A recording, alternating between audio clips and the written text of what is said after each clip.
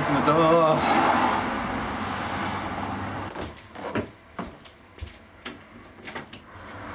Hi. You alright? Yeah, can I come in? Yeah, of course. Excellent. Which way? This way? Babe?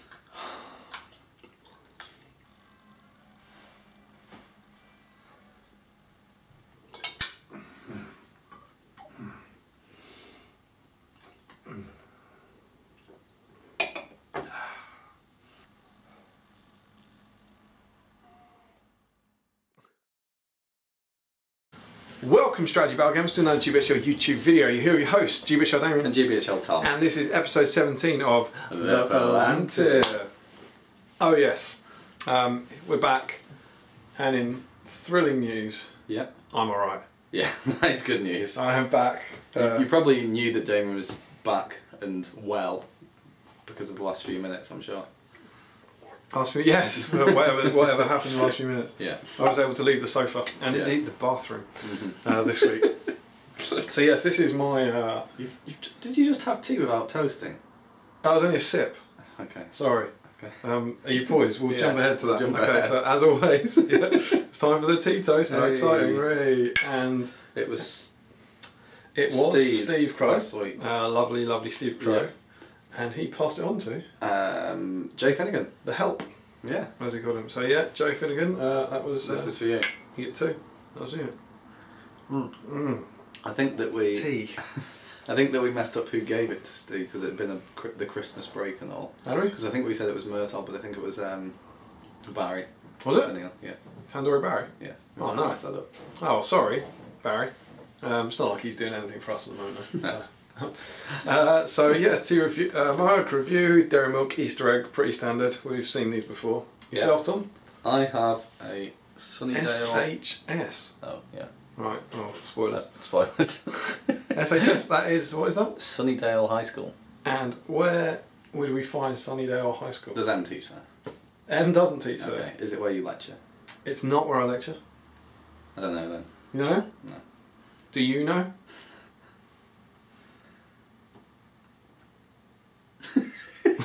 They're unlikely to answer, aren't they? It rhymes with fluffy. It does rhyme with Fluffy. It is... Duffy. There it is, Buffy from outside. Maybe that was Buffy. Who knows who that was? See, that wasn't even planned. No. That's the kind. That wasn't even planned here. Palantir. That wasn't even planned here. That was all fresh and exciting, live, just like that joke. We are so back. Rapturous applause. Yes, absolutely. They're in fits already. It is from Buffy, indeed. From Buffy the Vampire Slayer, which was a brilliant show. Are you a fan of Buffy? I did watch it when I was younger. I've not since re-watched it, and Lily's been smashing through all the series. Great. Is it on Netflix? I think it's on Netflix. Probably on Netflix. Got them on DVD. I remember that coming out on Sky One in 1997. Sitting down and watching that, and again, this is amazing. So yeah, if you've never checked out Buffy, go and watch it because it still stands up pretty well. And yeah, particularly season 2 and 3, very good TV. So yeah, that's my Sunnydale High mug, which I think was a birthday present a few years ago from one of my friends. Mug review, indeed. So there you go, Jay. Enjoy your tea toast, and don't forget to pass it on. Yeah. So yeah, what I was saying before I got interrupted by tea, was that I feel like this might be our first episode of the new year proper. Yes. Now, because I'm like, we weren't on our game No. last year, and it was very late last week as well. Last week.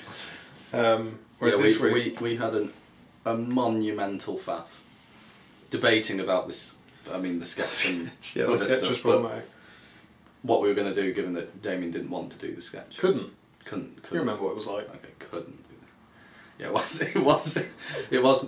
When I say hotly debated, it's like I'll debate with Damian for a minute, and then we'll wait for 5. Yeah. And then we'll hotly debate. It wasn't a productive evening. Not like tonight. No. Tonight we are smashing with content. Yeah. So yeah, we're back and hopefully a bit livelier this Yeah. week. It's earlier in the evening. So, as ever, this is the Palantir, so everything we say is just our own comments and our own opinions and does not represent the view of the GBHL podcast channel or of the Great British Hobbit League or of this Triceratops. They are just our opinions, and if you don't like them, that's great. Tell us about it in the comments below. Yeah. Don't be too nasty. No. Talking of comments. Yeah, and talking of nasty. No.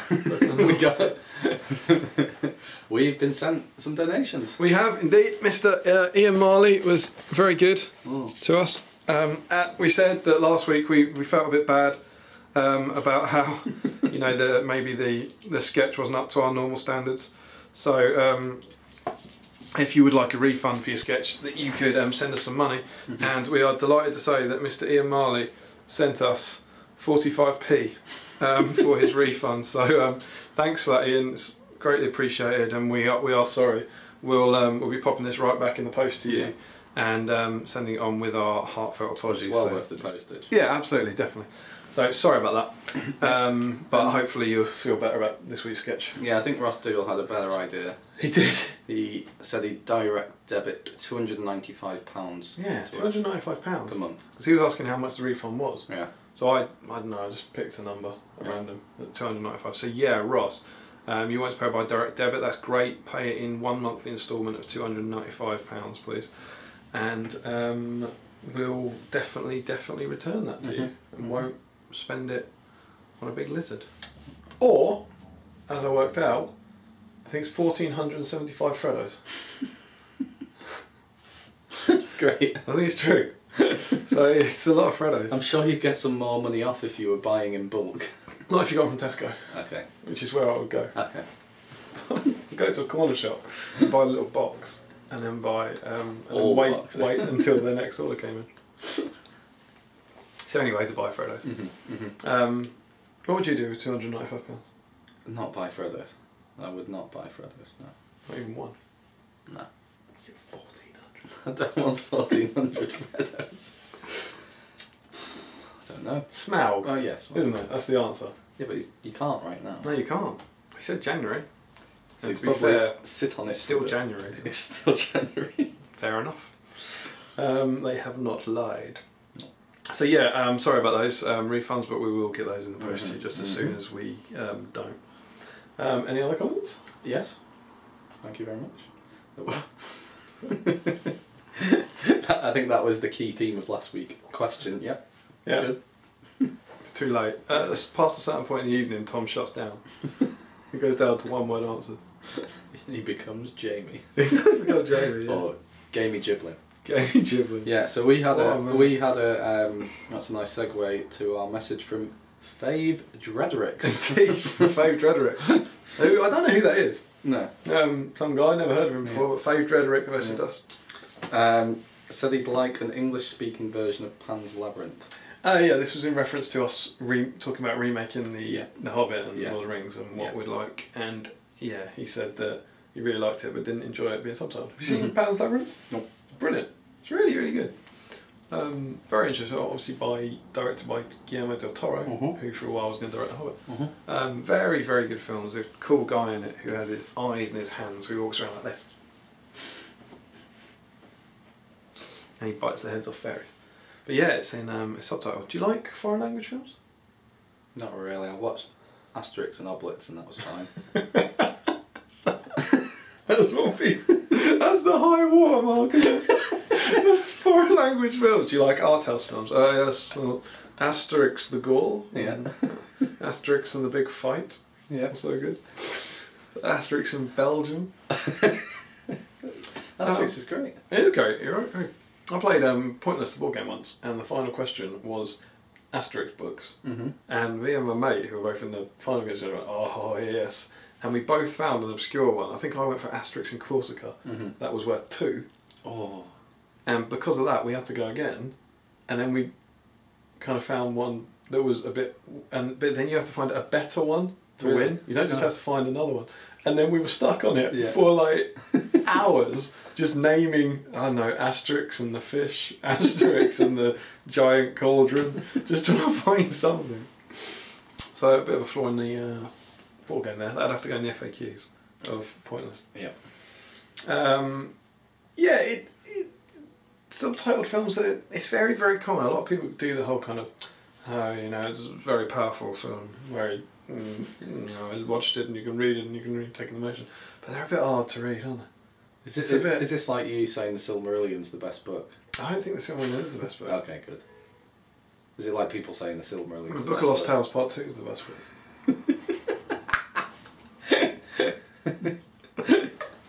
No, I don't know what the best book is. Sorry, I've kind of... No, it's good. This is discussion. I got it back to like, this is what they don't pay for. They don't pay for meandering discussion. Just chatting. We're just sitting here, just cutting the breeze, chewing the fat. You know. I was chewing the cuddles within that fat. I think you can chew whatever you want. Chewing the Freddo. Chewing the Freddo. All of those Freddos. Chewing 1400 Freddo. But there is a bit of you that's genuinely like, I'm all right for going to see a foreign film or not. Okay. But then there's a bit of you that goes, oh, I can't be bothered to read it. You know, you don't want to... It's then you're not looking at the images. Yeah. Yeah. I think that's why I'm so glad that the elves in The Hobbit and Lord of the Rings inexplicably flip between English and Elvish. Depends when it's... Mid-conversation. Yeah. Oh, why do they do that? For the like, audience. Again, it's the difference between like fancy people going, oh, why are they talking English? Then talk Elvish. I can deal with that. But why do they have them all English or all Elvish? Yeah. So there's a couple of things that bug me. I'm going away from Lord of the Rings now. It's fine, meander. One is if you go to a foreign country and then watch an English-speaking film and they've dubbed it, that's a disaster. Because the lips are moving all wrong, and then you may have English subtitles or whatever, but it's all wrong. You notice you get that on those Kinder adverts. It's almost, for some reason, it's almost always like Kinder chocolate, which is obviously European. Yeah. And they stop talking. And the words keep going. They make no effort whatsoever. So you have a woman sitting there, like... Do you want me to talk? Yeah, you're the woman, right? So you're not saying anything. Oh, I am not saying anything. Oh, do you like your Kinder Bueno? Yeah! I'm like crazy! And, it's always in those ones. It doesn't get me something. Maybe it's the narrator. The other one that annoys me is Warhorse. I'd much prefer in a war film for the Germans to speak German and the French to speak French when they're on their own talking to each other and subtitle that, because it's not a problem to read subtitles sporadically throughout a film. You just don't want it for the whole thing. Right. So if the Germans are talking to each other, have it in German, not people speaking in a German accent. I haven't seen Warhouse. Do they speak English? Do they speak English? It's English all the way through. No, but I mean, do they sound English? Are they English accents? No, it's a German accent speaking English.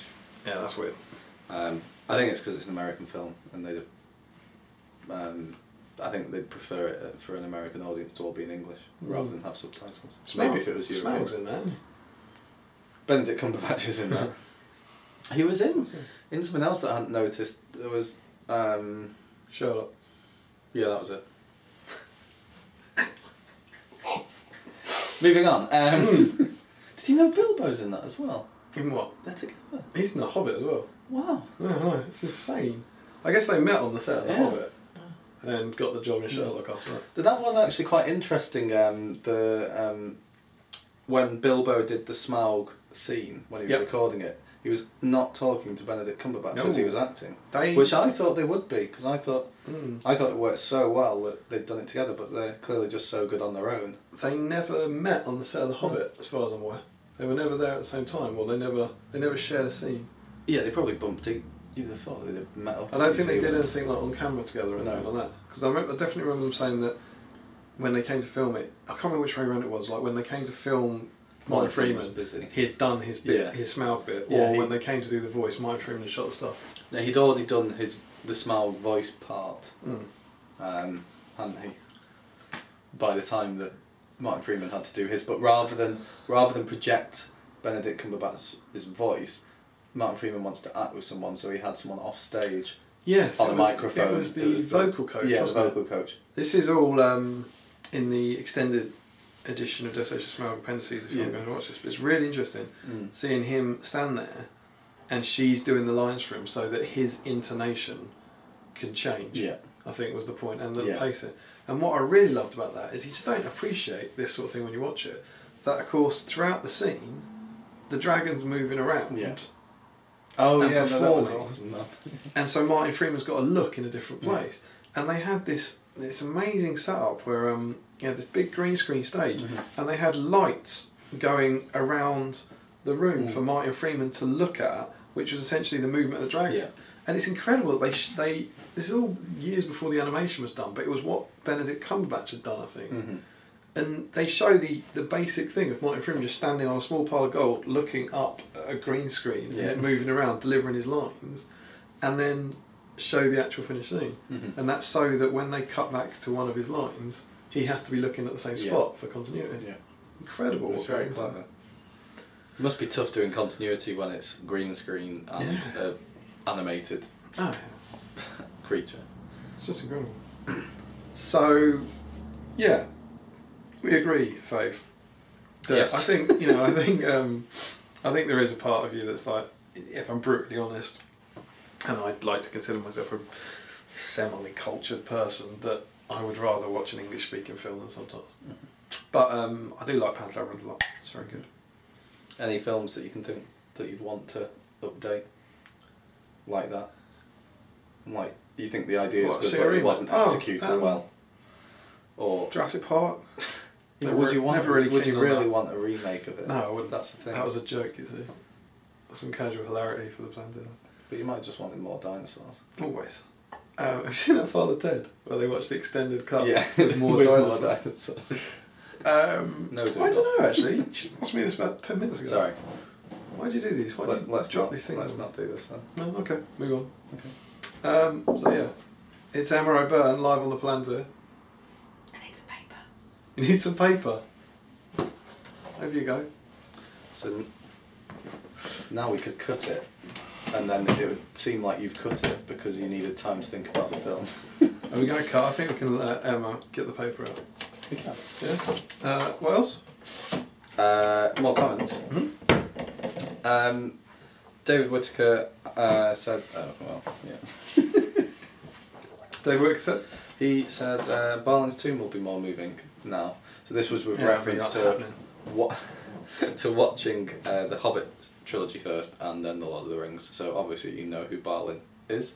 Now there's no spoilers because it will be it is Ori there as well, isn't it? Yeah. But you don't know it's Ori. You don't know it. Yeah. That's so retrofit. That wouldn't be moving, but because it's unless Ori's you can read book that you picked up. They might have a name tag on him now. CGI that in. A little sign, Ori. Because here's another thing, right? When I was thinking about this, when you watch the Dol Guldur scene and you've got, spoilers, got the ring wraiths, massive spoiler, they're dressed in unique styles. Yep. And they're all very different. Whereas in the Fellowship of the Ring, when you see them on Weathertop, the Witch King's very distinct, and then the rest are all very similar. But the Witch King's not that distinct on Weathertop. Well, he's got the ugly face, hasn't he? Only in Ringworld. Yeah, that's what I mean. I mean the spirity version of them. Oh, right, sorry. Because you see the spirity version in Dol Guldur, and then you see the spirity versions in the Fellowship, and they don't tie up. So imagine if you're watching the Fellowship after you've never seen it before, and you've already watched The Hobbit. You're going to think, well, what happened to their war? Who are these guys? These are different people. Yeah, maybe. I mean, don't get me wrong, I like the designs that they used in The Hobbit, but I think it would have been better to do No, I don't. I think that's how they can get away with it, really. They can take whatever. But they were all... It wasn't Ringworld. But I thought it was meant to be... I thought that's meant to be kind of what they're like under the cloaks. You couldn't have the one with big jester hat under a cloak, could you? His cloak's like, He takes his hat off. Like when they go, they all get banished back to Mordor, right? And they're in Minas. But they're empty. And they're in It's Minas an empty Morgul. face that Eowyn stabs and stuff like And that. then they ride out at the start of Fellowship.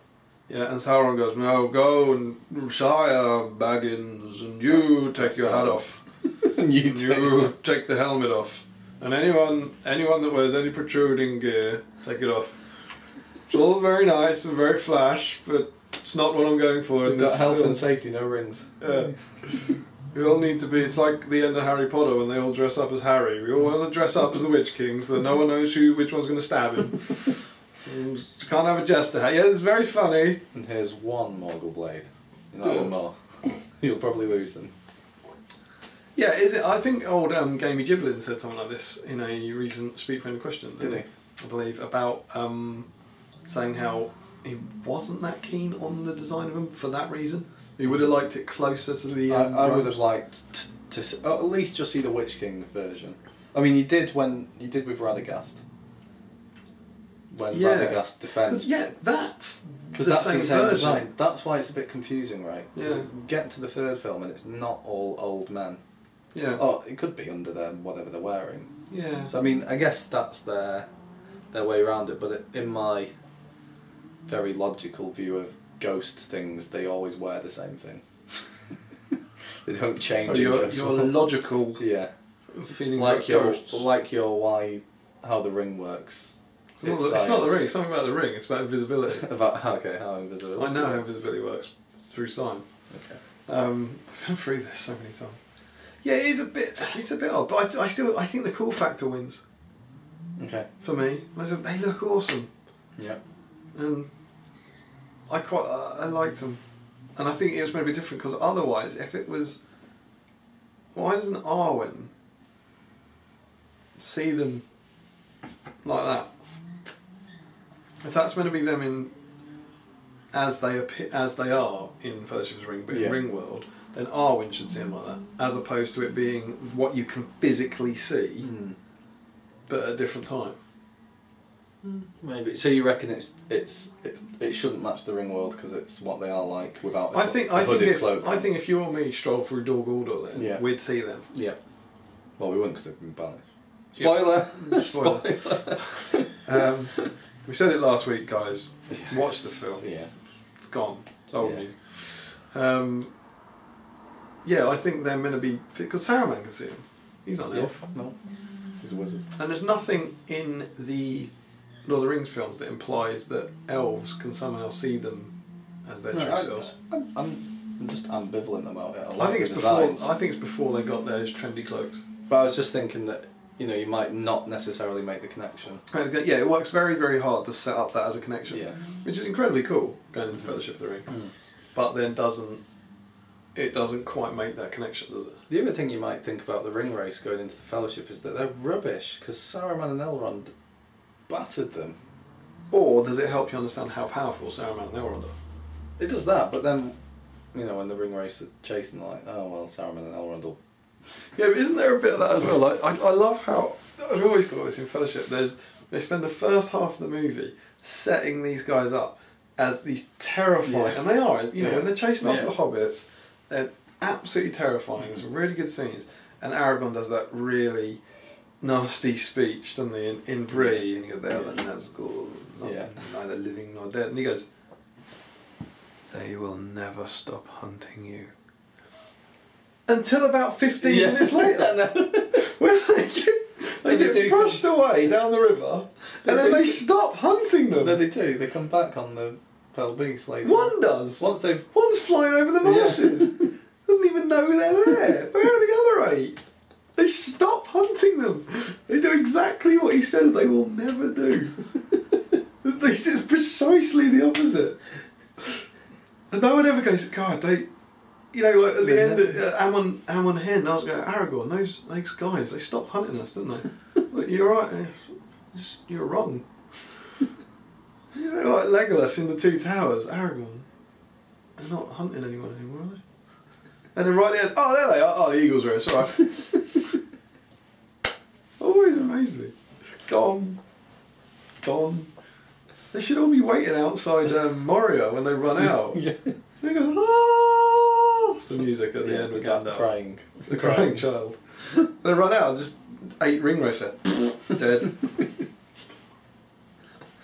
I think. And then the one will reveal his jester's hat. It would make a terrible story. Have you noticed there's been a lot of discussion this week About the Eagles again? Okay. There's a brilliant video, the Brotherhood Workshop, done a Lego video explaining why Eagles wouldn't work.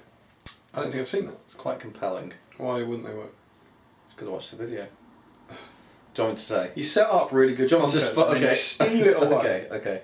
So basically... this is spoilers for the Lego video if anyone doesn't want it. If you want to watch the Lego video, search Eagles Mordor Brotherhood Workshop and it will come up. And watch it now. And now we're back. So they all fly eagles, so it's Gandalf and Frodo, Legolas and Gimli, Boromir and the Hobbits or something like that. And so basically, tooth along to Mordor, fine. And then orcs spot them coming with some telescope or something. Eagle alert. Start firing loads of bows, like millions of bows. So the eagles are doing well, flipping outside. Then they start doing catapults, and then they say, bring out the big ones and put cave trolls in the catapults and just fire the cave trolls at the eagles. So anyway, in the end, all the eagles just get shot, basically. Spoilers. Spoilers. Yeah. And then the ring falls, and so if wins. Have you read the theory? It's a retrofit. I absolutely love the retrofitted theory. Yeah. So it's very clever. You've probably seen this doing the rounds, but if not, you can go and have a look at it. But basically, what it implies is that Gandalf's plan is to take the ring to Mordor on eagles all along. And when I think he gets rescued from Orthanc by Gwaihir, he drops him off with the eagles, and they make this plan. So then he goes to the Council of Elrond to get them, and he needs to get them through the mountains to meet the eagles. Essentially, that's why they go through the mountains. And there's a very clever thing on the map. There's a very clever thing on the map where there's 3 routes through the Misty Mountains. And they go the highest one, which is the closest one to the Eagles' eyrie, which is like, proof. Yeah. And then the idea is they get on the other side of that, and then that's why there's only a small fellowship, because they're going to fly it to Mordor. And he doesn't tell anyone, conveniently, because if he tells anyone, I think, and someone gets captured, they could then be tortured to be told what they're doing. So that's why he doesn't tell anyone about. And the final big punch you in the gut moment to make you go, oh my god, that's incredible and it's right, is what? When he's dying, or pseudo-dying. And what does he say? Fly, you fools. Yeah? So he's telling them to go on the eagles. Now, that is very good, and I've seen people go, that's incredible. That is not the truth. That's retrofitting something. And it's doing it very well. Yeah. But it's not what he was writing. And I've seen people having these raging arguments on the internet. And like that's not the same.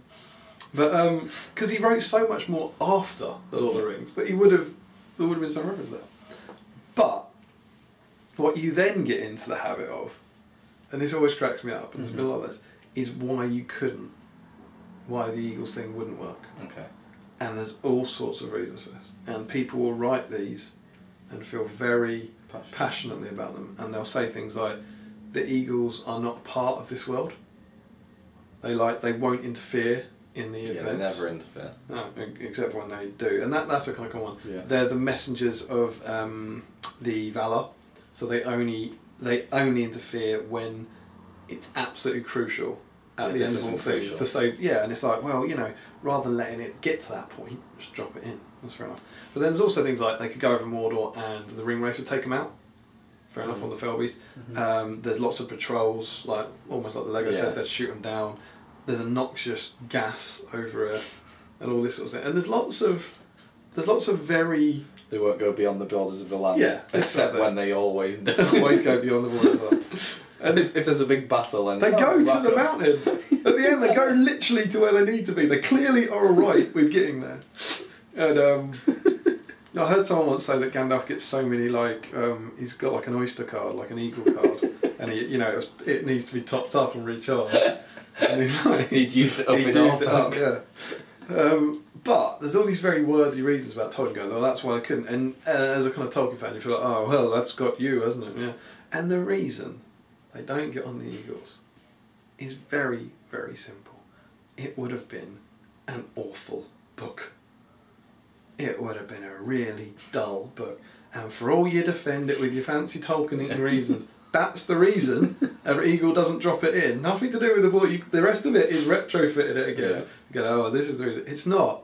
It's the same reason they don't just terrible. fire it in a cannon from the Shire and put it in the mountain. Because it would be a very dull Have you seen book. that? The catapulted Boromir. Boromir means Two shots, awesome. 2 kills, 1 shot. You're getting so much content this time. Yeah. Go and watch that if you Yeah, haven't seen it. what is it called? Boromir catapult. It's the catapult idea. Yeah, it's brilliant. And it's him at the Council of Elrond go, we could fire it in a catapult. And then it's him with the banner and it hits him and he goes, told you! Still and there's think some it was good a sound stupid effects idea. like fa-ting. Yeah. Oh, if you are under the age of 18, don't watch that video. There's a lot of swearing. Swearing's bad. Okay. But yes, and it's the same. There's something similar for the Hobbit of why didn't the Eagles come earlier? Because it would have been dull. It would have been really dull. Well, That's if the they yeah, story. I think my dad said that. Why didn't the Eagles just turn up 3 hours early? Yeah. So yeah, I love the books pieces, but I think sometimes people get ever so slightly too precious about them. Yeah. And forget that at the core, the most important thing is telling a good old yarn. Yes. So yeah, we are meandering. Yeah, we're making up for we're last just doing week. comment reviews. Yeah, this is quite exciting stuff. We've only got one more left. This was just Joe White asked for a video of all the sketches. All of them in one. All sketches in one video. Yeah. What do you think about that idea? I don't know. What do you guys think? Would you like all the sketches in one? Because then you don't have to listen to this bit afterwards where we talk. Which you just have to watch the outstandingly good sketch. Which is probably preferable. We talked about doing it. Yeah. That's what I said to Joe in the comments, which is really interesting. Someone asked, and we were actually going to release it over Christmas, and we just didn't get together in time. Yeah. So So it was going to be the second video after the outtakes video. but yeah, it's something we've talked about doing, and I think it would be fun to have them all. Maybe for in the one 20th video. edition, we'd 20th anniversary. yeah 20th anniversary. Will It'll be in the box set. But yeah, I think it is something we'd like to do, just to put them, just for us really, just to keep them all in one place. Yeah. So yes, perhaps look out for that in the not too distant future. Mm-hmm. So that is the end of the comment review. Yeah. Billy had one. Billy commented. Did. So What did he say? I don't know. He did. He commented. It'll kill me if I need to read this because I We made a big song and dance about Billy. about how he didn't comment. Yeah. And, oh god, that's a good point. It's because we were organised this week and we did the comment review before he commented. Mm-hmm. Yeah, because usually it's yes. 5 minutes before we start. 10 minutes. Okay. This is some good content, by the way. Absolutely. It's all on you. You need to be chatting. What do you think about French films? What? That's Benefits Morris that's what we says. meandered on earlier. Oh god, can't believe I almost didn't comment again. First of all, I want that Grinner toy. Ugh. You can have it. £1 billion. £295. £295. I think you can currently get them in Toys R Us for about 99p. You want, but you'd prefer the Tauriel, surely. It depends if you want one that looks like you, though, doesn't it? Yeah. Oh, massive props to Matthew Davis Yeah. for doing his Photoshop work and just showing the world just how much that did look like Tom. Second, I liked the sketch this week. I still had a slight chuckle. A slight chuckle. Chuckle. That's what we're aiming for. I'm glad you guys had a good Christmas. One thing I missed from the last two Hobbit films was definitely the Song of the Lonely Mountain. Absolutely fantastic music, by far the best from the Hobbit films. Don't understand why it wasn't any last films. Do you think he means the Song of the Lonely Mountain, played by Neil? No, it Flynn. means just the Misty Mountains theme. Yeah, that's what we were talking about. Yes, absolutely. Yeah. That Yeah. But they switched in film 2 to they call it Erebor / Thorin theme. Yeah. Or Thorin / Erebor. And we were saying last week that when they come out, I can't hum. It's What happens isn't as it they the come out? ba ba ba ba? Ba ba ba. I don't know. I'm making it up. Yeah, you are. Is Is that it the Erebor? the really good Erebor one? Is the one from the first soundtrack that goes. That's on the. It is actually on the extended soundtrack. It's not in the film. I think it was in the credits. It's Damian. on the extended CD. We hear a scratch. Oh, come on, go. But that is a fantastic piece of music. Yeah. But yeah, I don't know why wasn't it, and it doesn't. I think they attached Thor. They did it all on Thor and Erebor when they should have had it as the company. Yeah. Because that was a company moment. Plus, it's the best theme by a mile. Yeah, it's brilliant. I can't see them doing a remake of The Lord of the Rings, Hobbit in a Lifetime. I can't see it being a bigger hit as they did. Yeah, it's a good point. That's what I've really got this week. Sorry, not as many topics as usual. Hope you're feeling better, and I shall see you both at the weekend. Indeed. He is feeling better, which is good. Yep, and that reference about seeing us at the weekend is about the first Great British Hobbit League tournament. Yes. Of season 2015. Opener. Season opener. You should talk about this, Mr. League Coordinator. Yeah, we have quite a lot of tournaments coming up this year. It's a bumpy year for the Great British Hobbit League. Probably because James isn't coming to the events. There's probably a correlation there. Yeah, no, lots of events. They're going to be 12 full point scoring events, 100 point scoring, and then there's going to be, I say around 6, but it could go up to 8 potentially if more tournaments want to be involved. 80 point events, so these are meant to be a bit different or fun, so people can still get league points for them, but the overall emphasis isn't on competitiveness. So this could be a doubles tournament, a battle companies tournament, something like that. Because the idea, or just smaller numbers. Yeah, the idea being that whoever wins the league will probably have 380 odd points out of 4 results. So getting an 80 point won't help. But it will still help people who's people just want to go to 4 tournaments during the year to maximise their score. So what is happening this weekend? We're in London, in Finchley, for another Titans tournament. And it's called Fog on the Finchley Downs. Good gag. And they always do... They do like a pun. Yes. They always do a custom scenario as well. And this time it's Capture the Flag, which sounds very cool. And there's a prize for... You can make a custom flag for your deployment zone, and there'll be a winner of Best Flag. Make Azog's thing. Yeah, if someone makes that, that is going to win. What you want to get is some Birdmen of Catrazar. They were, you want to go and Google that. They were Warhammer Dogs of... I think we talked about the Dogs of War Warhammer army a while back, about all the different units. Yeah. And they were these flying guys, and they had paper and wooden wings. Oh, and I think they'll be almost perfect for it. Yeah. I think I might have some at my folks' house. You just let everybody know now. You're not going to be the first to do this. Don't steal it. I might mute that bit of the video. Damian talks about amazing conversion idea. So yeah, that is this Sunday. It's a 1-day. 18th? Yes, and it's 350 points. And 5 games? Yes. So 4 from the rulebook. Their Reconnoiter is always modified. If you want to know how, go back. There's a tournament preview vid that we did a while back. Probably for the Longbottom Carnival, yeah, wasn't it? So around Carnival. August. So if you search Longbottom Carnival, and then somewhere in that hour-long video, we'll talk about how they modified Reconnoiter. Yeah. But yeah, it should be fun. It's nice playing with 350 points. We're going. James isn't going because I don't think he's going to many tournaments this year. Jamie will be there, and it looks like everyone's there, aren't they? It's a big old crowd. Yeah, it's usually. I mean, before the Stockport tournaments, Titans had the largest group and of attendees, and they're still. I mean, they're knocking on the door of Stockport in terms of attendees. Absolutely. It's 30 plus. Well, it's now up because they've somehow, I don't know if they've like knocked a wall down or something, but they've increased their attendance. Oh, really? They've increased their capacity. I think Chris said like 42. Okay. Because there's about 38 people signed up. Oh. Something like that. There's going to be a lot of people there. Yeah, that's really good. Which is really good for the big season opener and light points, which is cool. Yeah. And we're going. Yeah, and if you want more details on what events are coming. Obviously there's the events part of the Great British Hobbit League Facebook group, but there's on the pinned post there's a PDF document which has the rules for the season. But at the bottom of that, at the end of that, there is a kind of calendar for the year.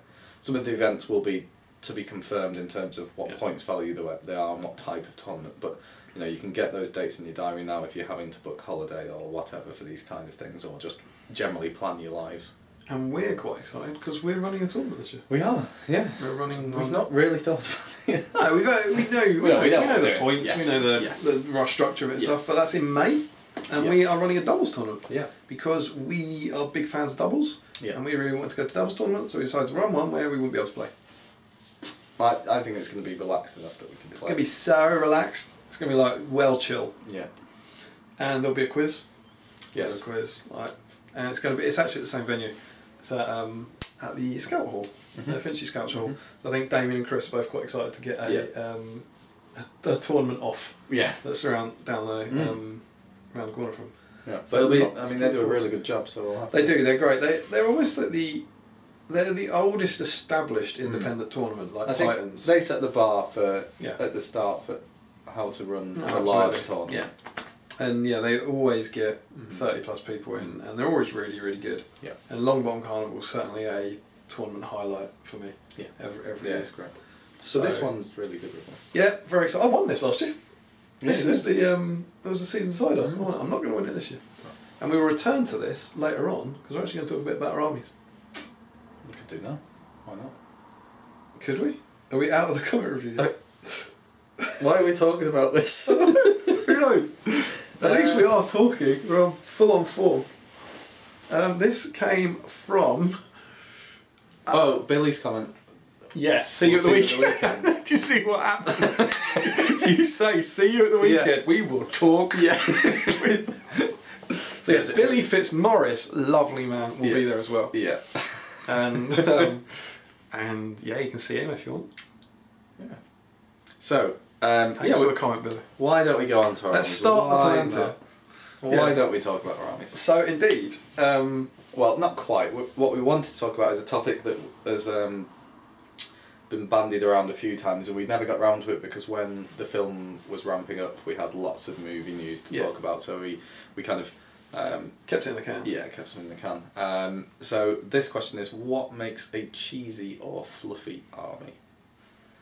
Yeah, this comes up quite a lot. Yeah, and it's a bit hard to answer in a speak, friend, and question environment because it's it's more of a Palantir topic to talk about. Yeah, there was also the interesting thing that Jamie James ages ago got asked to define cheesy, beardy, fluffy, filthy, power gamery, and all those kind of things. And my thought on it was they're all the same.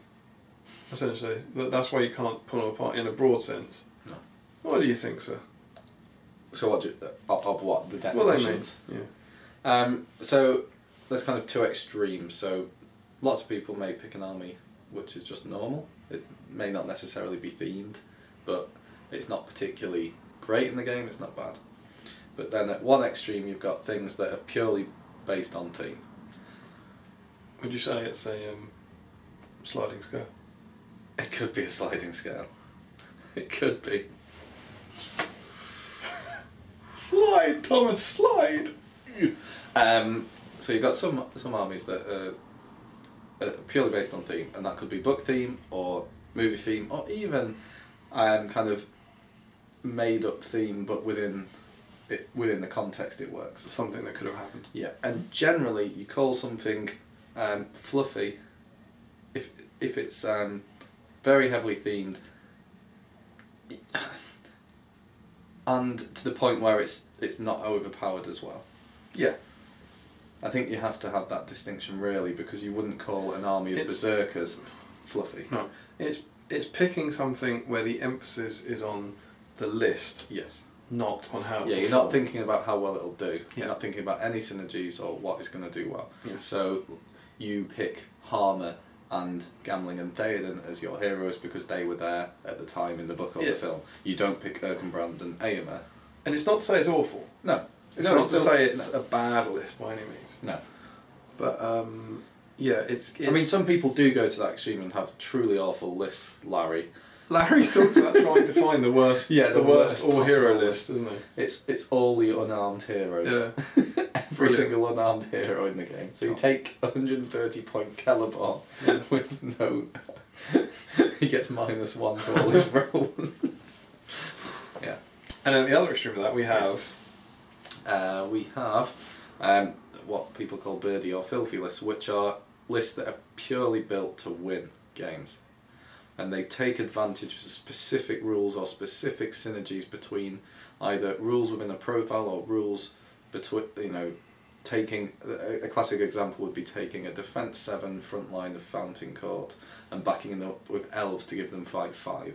Something like that, where Fountain Court and elves are not really likely to be fighting together, especially as something like the Fountain Court. Something like the Fountain Court, you're not really going to have them in huge numbers. Any of the elites, you're not really meant to have them in huge numbers for any sort of theme reason. So yeah, that would be a cheesy list. Yeah. Now there are some that cross both. Yeah. So the ones that would cross both are something like all Felbeast, because that is themed. Yeah.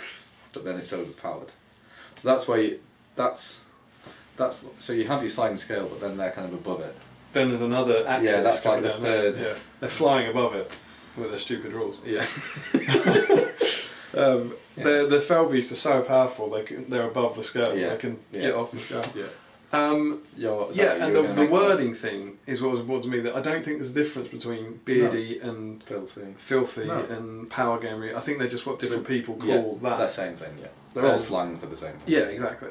And that's picking a list with no regard for what's in it, which there's nothing wrong with. This is quite important because some people get kind of touchy about something. Yeah. There's nothing wrong with doing that. I think if you're going to a tournament and you're paying money and you're paying for petrol and you're paying for accommodation and so on and so forth, what's wrong with trying to win? Yeah.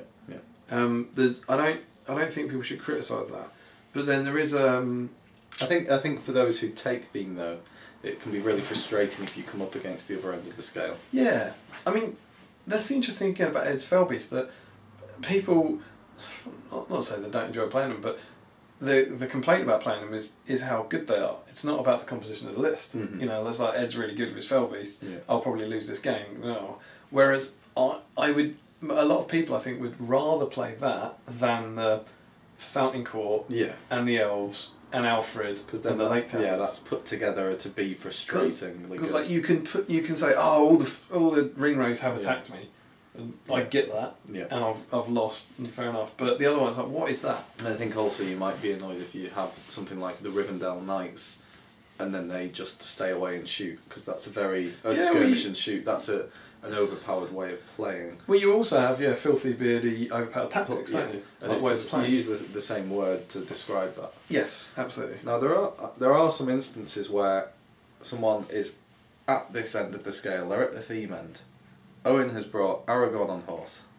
He's brought Riders of the Dead on horse. It's really fluffy. Then he puts Alfred in, and it's straight down this end. Ghostford. And my thought is if you're gonna do theme, do theme.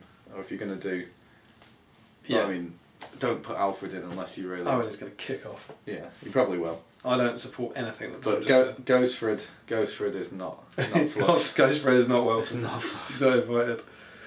But you know, if that list had been without Alfred, then I mean we talked about this before, voting for the best armies. But I like the best army, best painted army to also have a nice theme. Like that theme would have been brilliant.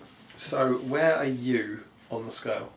I've only ever taken an unthemed army once, and that was to the League Decider. When you took Alfred? Yes. My Alfred? Yes. But... That's because I asked you to write me a list that would do well. My fault. And then beat me. And won the tournament? Yeah. You fool. Never asked Damian to write you a list. What will lose to Faraka? It was a good list. You just use it wrong. Okay. Yeah, so...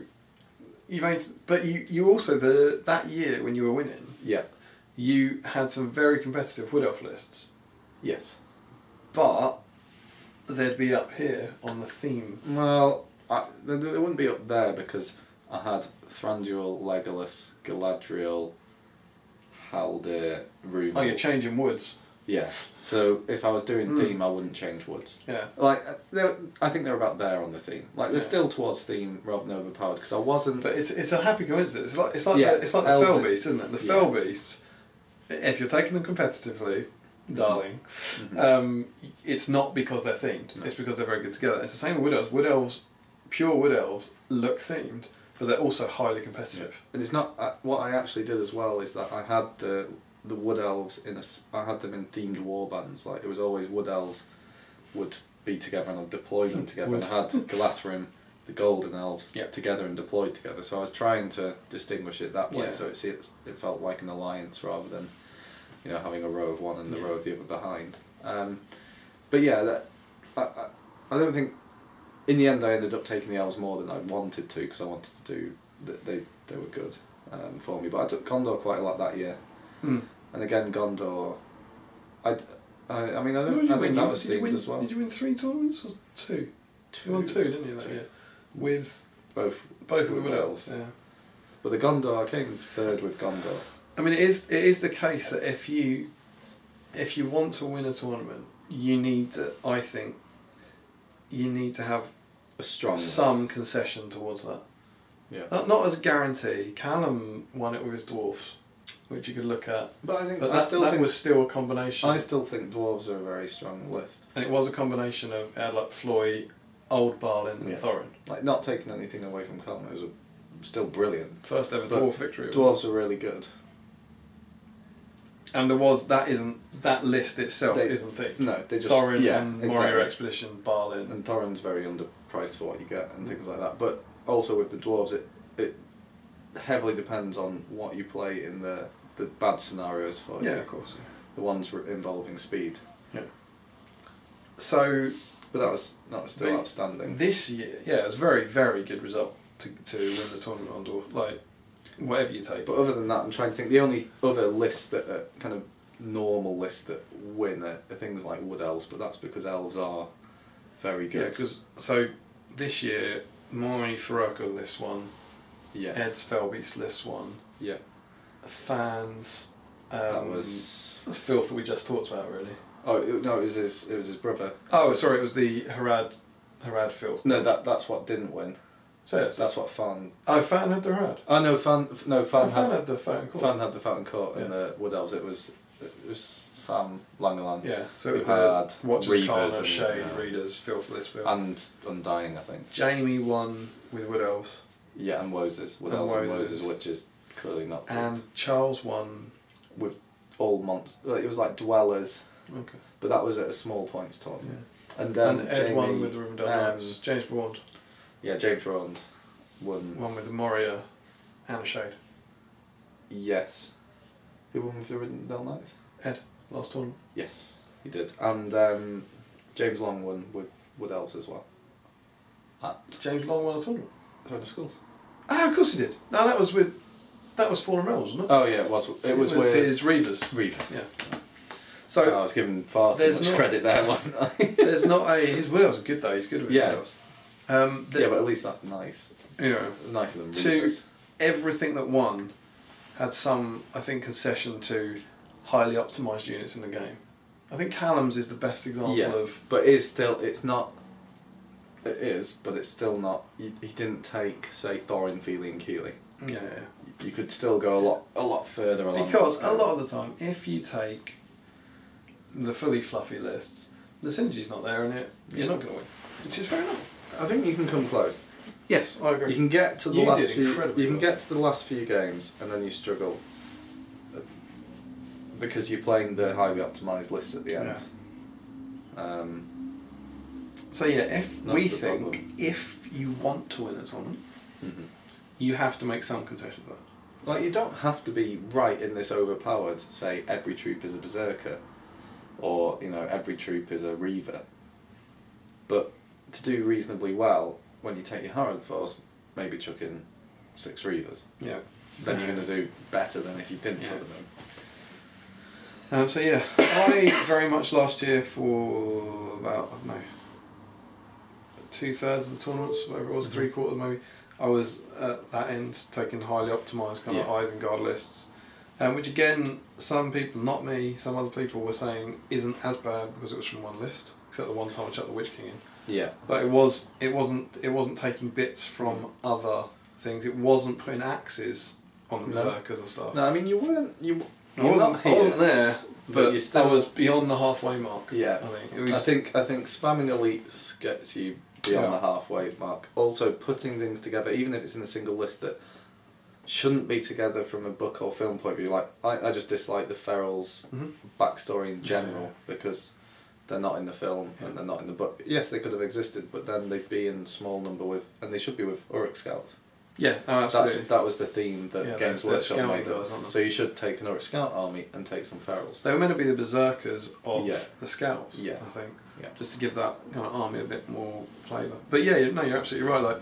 Like my basic troop, the Crossbowmen I think are fine, but my basic troops were all Ferrells and Berserkers, when realistically what you should be taking is about a third of those, and then 2/3 either Scouts or Warriors. Yeah. Why do you think Woe's Elves come on this? Because elves are a tricky one because they are very competitive.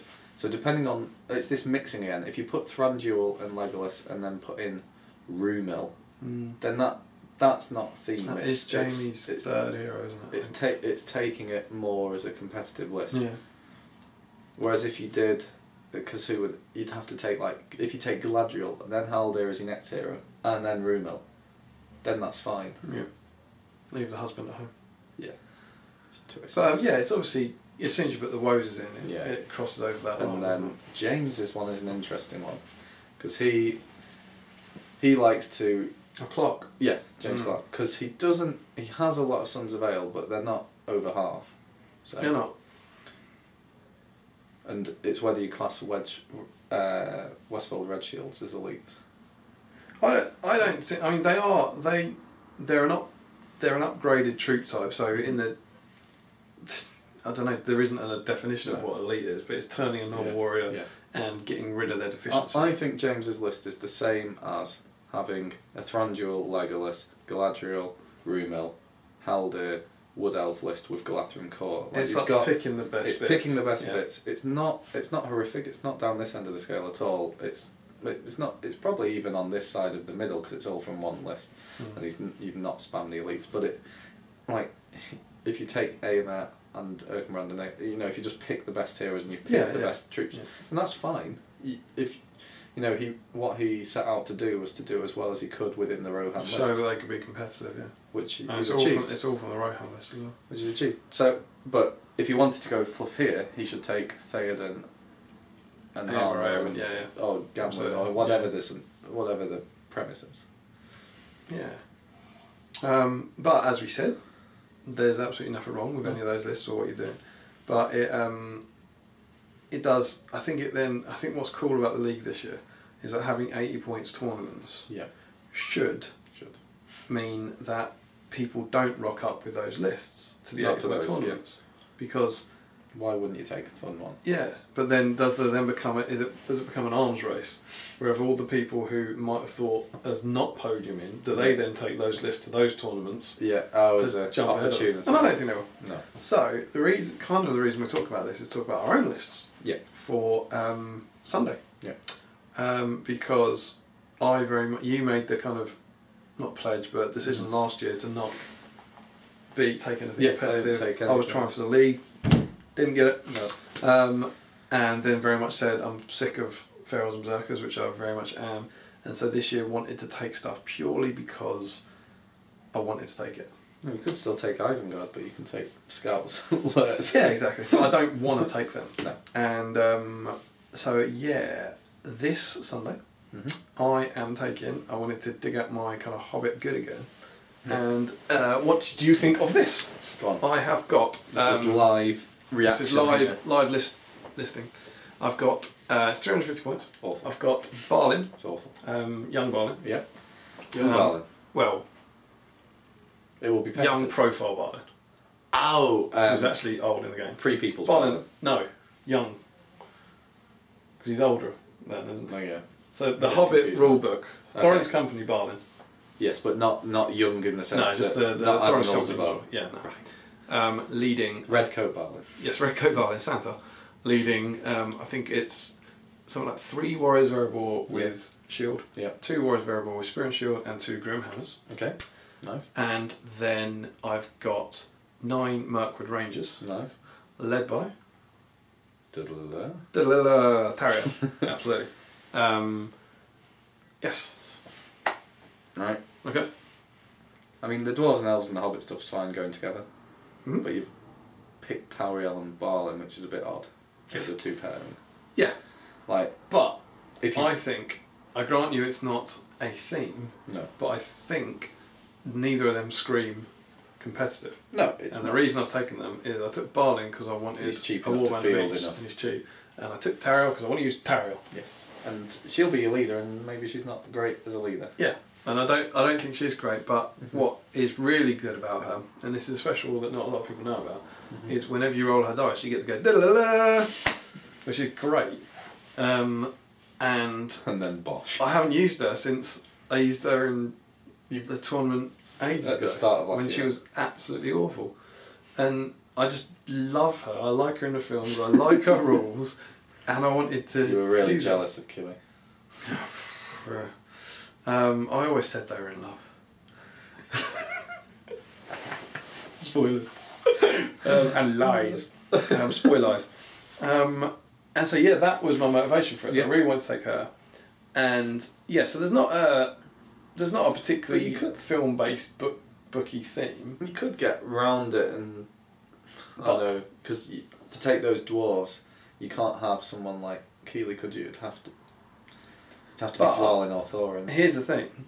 I don't think if I set it up, anyone will think it's... No. Anyone will go, ugh. No, Because of course not. they'll see the kind of heroes and go, well, there's not Dwalin Yeah. and there's not Legolas. You Yeah. could have taken that... I mean, you'd be a little strapped for points. If But you talk could have about taken Dwalin. Legolas and Dwalin Yeah. and a similar sort of thing. And you do see that quite a bit. And I think anytime now you see Tariel as the only elf hero, Yeah. that's fluffy. Yeah. Because you haven't taken Legolas and you haven't taken Thranduil. And I think she's widely regarded as the worst choice of the three. Even though she's far from bad. She is very, very good. So do you think that's fair? Would you agree with Yeah, that? I don't think... But, here's the big kicker. Yeah. I also think it's pretty competitive. It's alright. Because it's You've got a lot of tiny, defense tiny- 7 models, you've got good shooting, and you've got a good hero at a small points cost. And I've got a line of elf bows that can go behind the dwarfs Yeah. and not be shot at because they've got elf cloaks. Yeah. And it's the small synergy of my Battle of Five Armies is, and this is what I think is really, this is where it gets complicated and where I think people can lose sight of stuff, that you can take a list that is utterly themed, and if you do well with it, people will then start saying, that's filth.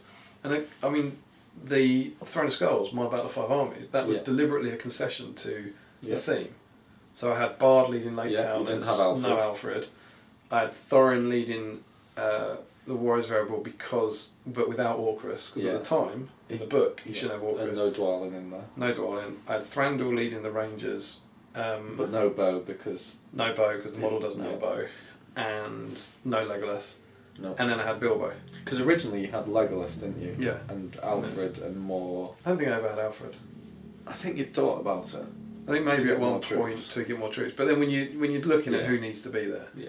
But it actually did quite well. Because you pick that and then accidentally, genuinely, the synergy between them is really good. And suddenly, say you want a tournament with that becomes your... it's that Battle of Five Armies cheese. I don't think it's... Not if you've got... People don't call Jay's Lake Town cheese. Do they? That's true, yeah. And he's done very, very well with it. Yeah, that is a good little... Because that is good, because you get an awful lot of models, and you've still got a good hero in Bard. And you've got Alfred, but people don't see it as cheese, because he's got the Master in there, and he's got Lake Town captains. Yes. So I don't necessarily... I think if you'd taken that and won the tournament, people wouldn't call it cheese, because you've opted for Bard over Alfred. It's those kind of decisions that will keep it. Oh, Thorin wasn't on a pony. That was the thing. You wanted Thorin on a pony. I really wanted Thorin on a pony. You would not have won Best Army. Yeah, well, exactly. That's it. Pony. Well, that's it, isn't it? That's where you make your choice. Yeah. You kind of go, this will be better in the game. This is better for what I'm going for, and I think that's what I'm going for this year. Yeah. And I'm really excited about using this little force on Sunday and having a laugh with it. But I think it might do all right. It's not going to win, but I think it might do Top 10. better than people might think. Yeah, it's been on a bad run. It's not been on a bad. It's a relatively bad run. This is what Emma said when she was like, "It's like, oh, he's just not done very well the last few tournaments." It was like, it was something like second, third, fifth. And I was like, it's pretty good. And that's what I'm actually quite excited this year. Not when you're taking Filth though. No. This year, if you get to like a third, I'll be like, yeah, that was a really good result with this list. Yeah. Like when you got to second with your like The Mary and Pippin Pippin Mary Pippin, and stuff. Yeah. So that's what I'm taking. And what are you taking? I don't know yet, but there are some options banding around. One thing I thought about was taking Legolas, Tauriel, Keeley, and 10 Mirkwood Rangers. Because that's the me. Yes, so the end of the barrel escape. Yeah. Start of the barrel escape. Yeah, start. But the issue with that is I don't like the style of play you'd have to play in the actual game if you didn't want to get slaughtered would be cheesy or beardy, because you essentially have to stand off and shoot and use your elven cloaks to your advantage. I could throw them in, but they're so low defence that I would it wouldn't be a very fun game either, because I'd get chopped up. You can take themed armies, but you still don't want to get smashed, no. do you? There's got to be a balance where I want to enjoy using this force. Or I don't want to have to play it in a way that's going to be unenjoyable. So I've opted against that. I've had some thoughts about the extreme end of theme that are pretty poor gaming wise. Oh. One option is following on from Billy at Stockport. He took a similar list. I could take 2 Wild Warg Chieftains and 24 Wargs. That's outstanding. Now you do have 8 points left over at that point, but you can't. You can't get a can't warg. get. You've got the points for a warg and no warg to go anywhere. Oh, that's cool. You should do that. And a fell warg's 9 points. Oh. That would be truly awful, because the Wild Warg Chieftains, they're reasonable, but for their points, they're not great. For those kind of points, you want something that can chop stuff up a bit. It looked cool though. How did Billy's army get on? Awfully. Oh, really bad. He was fighting it out on bottom table for a long time. A until he got his reinforcements on the next day. A lot of dogs. Yeah, he did have Druzog though to help them out. Oh yeah. This would not have Druzog. 350 points, 24 wargs and 2 warg chieftains. It would be outstanding if you did well with it. That's a fair few models. Yeah, but they're all terrible. The defense they're all awful. 4, strength 4, massive base size. That's the kick of the big base size with them. At least you get knocked down there. Not with any of them. Not with any of them. At least the Wild Chieftains are monsters. Actually, this is we played a game when I first bought the Wild Chieftain. We didn't realise they didn't get the knockdown. This was many years ago. He was amazing. Yeah, I bet. When you cheat. Ate up dwarves. We charge into 2 dwarves, boom, they're both over. Oh, 5s to kill. Oh, they're all dead. Well, I'll go in. He's really good. Yeah, if you cheat. If you can knock down. But yes, we realised that was cheating. So that's one option. So text vote to... Is that it? Are you asking to vote for the one option? No, I'm going to give them more, but that would be... do I need to leave the vote? Well, I think traditionally you won't be able to vote until all the options are, otherwise it's unfair. Okay, well you could just say this is what you the would voting have to line's text. not open yet. One other option was a journey from the Shire towards Rivendell and having Gildor with Frodo and Sam. Show off your Gildor and show off your Gildor. Yeah, and Merry and Pippin.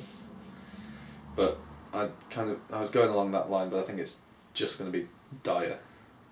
It's pretty awful as hero. More or less dire than 26 wargs. I think more dire. More dire. Because Frodo's incredibly overpriced. So is Sam, really. Gildor's... He's not bad for his points if he's in an army. I don't think 4 hobbits and Gildor would be good. I don't think it'd be good. I mean, you've got some more points left for something. With Fatty.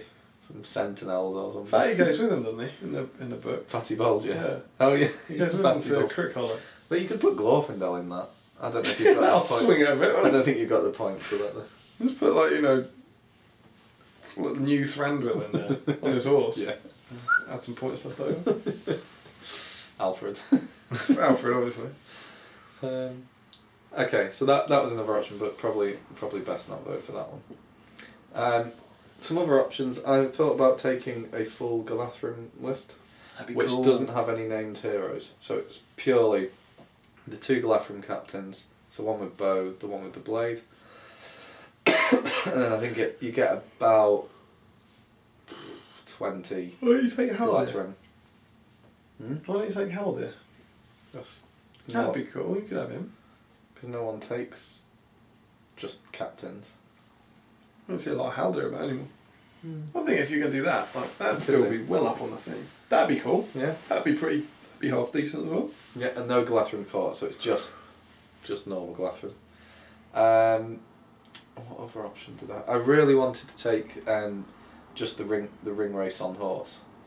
Like the Witch King on horse and the Wraiths on horse. But I think that again unnamed would be dire. Because you can get a ring race of 55, the cheapest. Yeah, so 65. So 65 on horse. You could get a few in. You wouldn't bump any of them, you just take as many as you could. You're going to be 5, is it? 300 and 325? And then the Witch King has elevated. Oh, of course, yeah. That'd be pretty cool. Yeah. Witch King and 4 Raven. Have you got models painted? I'd only need to have one extra, which Jamie could lend me. But I think that'd be cool. Yeah, but it'd be awful. How bad would that be? Because they'd have Can you think how bad that would perform? How can they kill models? They can kill models by using will to cast Black Dart, or by using will and charging into combat. They don't have enough will to kill the models in the enemy field. It would be hilarious though. Yeah. You wouldn't get counter charge though. Because all the courage modifier. Well, unless they've got a shaman. Oh, yeah, probably won't have a shaman. You sat the will though. With all that will that I've got to use to cast spells. I'll take the Witch King in 3 and boost them a bit. Yeah. Yeah, I could take the Witch King in 3. That'd be fun. But yeah, so those are the options. That was one thought, and then that's enough. Is that everything? That's probably enough. So yes, Palantir viewers, before we go this week, we want you to vote. This is going to go up Friday. Yes. Hopefully, relatively early on Friday. We'll try and get this published ASAP. We are going to the tournament on Sunday. Yes. When do you need to know by? Late Saturday evening? Yeah, late Saturday evening. So you've got about a day and a half to comment and vote down there. What should Tom take? So there's the wargs, just wargs. 2 warg chieftains, 24 wild wargs. Yeah. Then there's the trip to the Shire. Oh no, trip to the Shire. Vote for that. Which is but that's not fully formed. I've not got the 500 points of that. Gildor. 350. That's what you need. Gildor, Frodo, Sam, Merry, Pippin. And Glorfindel on foot. You could probably fit that in that. Yeah, you can probably on foot. You could probably fit that. That sort of thing. And then all Glathrim with or without Haldir. Yeah. With or without Haldir. With or without Haldir. I can't shoot. With or without Haldir. Oh! That's option 3. Okay. Yeah, because that singer will make them vote for that now. And then, I don't want them to vote for that. That's a good army. And then the 4th one is the Wraiths. The Wraiths, yeah. Yeah. So probably Witch King and 3 give you a chance on horse. Yes. And it's unnamed. Yes. So there you go. Those are the options for Tom's list, and assuming that everyone votes for Frodo, Sam, Merry and Pippin, that's the list he'll take to the thing. I'm going to be commenting. I'm going to be setting up YouTube accounts. And commenting, and that's what he's going to take along to Finchley on Sunday. Yeah. Yeah? Yeah. Promise? Yes. Unless it's the Frodo Sam. But I reserve the right to ignore the vote. Yeah. So yes, and we will be there at this exciting tournament, and I cannot wait. Truly, I'm the more excited about this tournament than any tournament since Throne of Skulls. I'm really, really looking forward to it. I'm taking something fun. So yeah. Alright? And that is us. Yeah. We did have some other stuff to talk about, but you lucky guys and girls can wait till next week. We're about I think we're about an hour 20 to be honest. Yeah, we've talked a lot. We've gone on a bit, so hopefully you enjoyed that. It seemed to us like it was coming a bit easier this week. Yeah. And that we're hopefully back on form, as it were. Yes. But we will return. Plus we had a new sliding scale, which is very exciting. Brand new, an exclusive new sliding scale. And you may well get some cool content this weekend, or you'll be seeing it in the next couple of weeks between me, you and Jamie. Yeah. Because we're all going to be together for a few days this weekend. Yeah. Which will be pretty cool. However, until then, Yes. Don't forget to comment, like, share and subscribe. Support your Hobbit hobby. Follow us on Twitter, like us on Facebook. And support... Did you say support your hobby? Yes, I said that. Good. And happy strategy battle gaming. Yay!